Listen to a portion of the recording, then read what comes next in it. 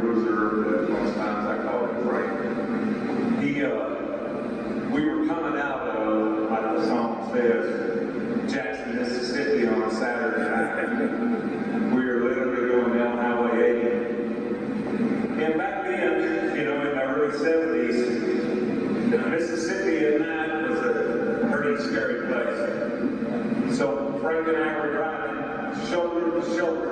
In fact, our shoulders were overlapped a little bit because he had a 240Z. Can you imagine? Guys trained in the 240Z. Anyway, as we were going out of town, there was a big car full of rednecks came up, and they had us down. They were screaming at us because we had just come from the matches.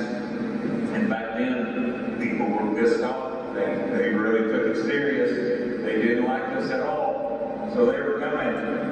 And so one of them pulled out a gun and showed it to us, he pulled up right beside us and pulled it, showed us a pistol, And without even stopping, talking, saying anything to each other, we had the windows down. I don't think the air conditioner worked. We both reached down, picked up our guns, stuck it out the window, and fired about 3 times right up in the air. They went into a big old horseshoe, took their and stuck down, and they went back to Jackson.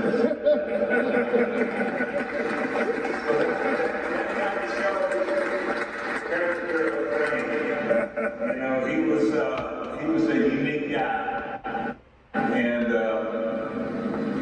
he was an educated guy. First of all, he was everybody probably knows that he was a reporter for the Dallas Morning News, which is a huge newspaper. He was a sports writer. He covered a bunch of different high schools. He did a lot of different things before he got into the wrestling business. So he was hungry, and he was a little bit older. He was like 28, I think, when he broke in, which is kind of late. But he is dedicated. Fritz broke him in, and Doug Summers. Somebody mentioned Doug. Can you tell me who was training Doug Summers in Dallas? And Doug Summers from Minnesota here. He was putting Frank through the whole grind and everything, and making him take all these stupid marks. I apologize for the camera work here at Chaos Corner. Anyway, but I just want to say that we were a great team together because we had a common goal together to be the very best, to establish ourselves as the very best, to change a style, to develop a style where we would stand out. And Frank was really the guy that had the brains that thought about it. I just kind of, I was let the promoters, promote.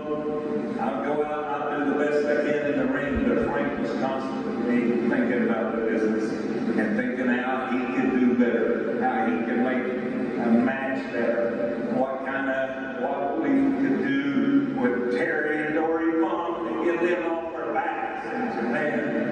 So Frank was always that kind of guy. And it was just an honor for me to be involved with him in a relationship that, business-wise, inside that ring, there wasn't a crack between me and him. We were one unit all the time. And it was I was so blessed and fortunate to have somebody like Brody as my partner. So anyway, I want to accept this award for him, but I want to present it to Barbara because she needs to come up here and please accept this award.